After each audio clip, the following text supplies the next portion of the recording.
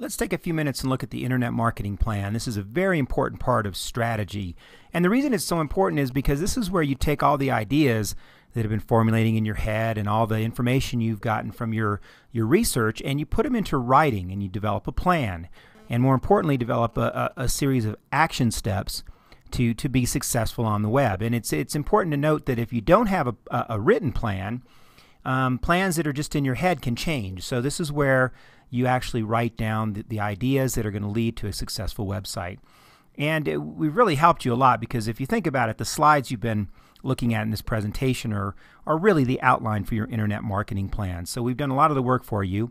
You just have to go in and fill in the gaps with your unique business proposition and your unique objectives and goals. So let's look at an outline for a possible internet marketing plan, and we'll take these bullets a couple at a time here. The first thing you want to do in your plan is make sure you define your strategy and you have that clearly outlined. You want to have it very clear what the objectives are of the website. You want to answer the question, why do we have a website? What do we expect it to do for us?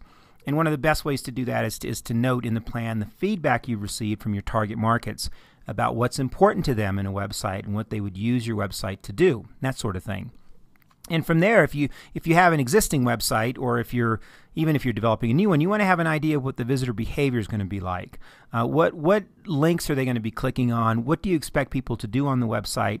And why do you expect them to do it? What's going to motivate them to click on certain links and do what you need them to do? And if you have a current site, you can see what's happening. And if you have a new site, you should have an expectation of that, because that's going to go a long way to help you define what the site should look like, especially the sitemap. Also, a fourth bullet point here is the competitive analysis. This is the place to take your ideas about your competitors, the best practices, what you like, what you don't like, and put them into writing in the plan. This can help you avoid potential mistakes and help you find what the best practices are. And if you do it right, make sure you develop a site that's even better than your competitors in several ways. One of the most important parts of an internet marketing plan is your website sitemap, and this is an outline of the navigational structure of the website. And many times navigational structures are put together as the site is built, or kind of as a second thought. Oh, it would be nice to have this link and that link. This should be planned and thought out and should tie into your overall strategy. And along with the website map comes the concept of messaging. What is the messaging like on the home page, and what is the messaging and content like throughout the website? Messaging is very important on the web because it's ultimately what people look for, and it needs to be very succinct and to the point on your home page, and then it needs to be in detail and thorough throughout the website so people can get what they want as far as value from your site, and they're going to get that from the messaging. And both of these things, the sitemap and messaging, need to work toward your conversion strategy, and this could be made up of offers or navigation that takes people through to contact, or whatever that is for your business needs to be defined as a conversion strategy in your internet marketing plan. This then ties into your products or services, because ultimately if people are buying products online, that's going to happen based on the messaging that they see in your conversion strategy. And if you're generating leads, if you're selling a service and you're generating leads, all of this needs to be thought out, and you need to have a very succinct strategy for doing that. And then finally, the two things that get a lot of attention in website development is the concept of what does the design of the site look like, what are the colors and the fonts and the graphics, and what kind of technology does the website sit on? Where is it hosted, and is it a CMS system, which means that people can edit the site from a browser with a login, or is it in straight HTML, or is it a site that needs to be edited in a program like Dreamweaver, an off-the-shelf program? All of these things should be laid out in your marketing plan, and there's pros and cons to doing all of the different ways of approaching design or technology.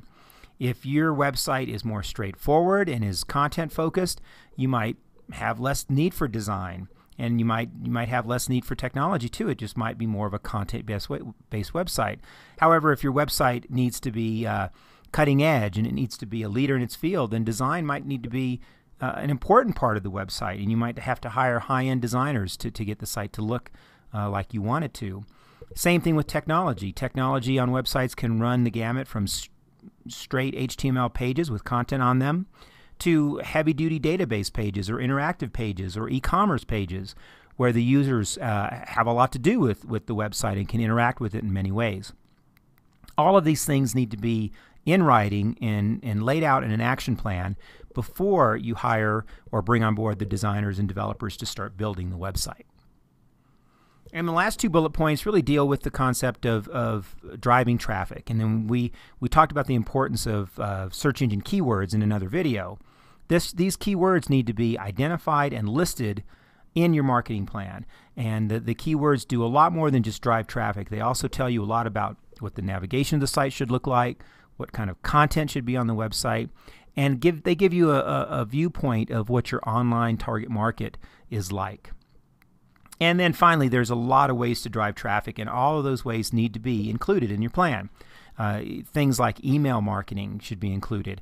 Things like link exchanges or content distribution, or how you work with other websites to drive traffic.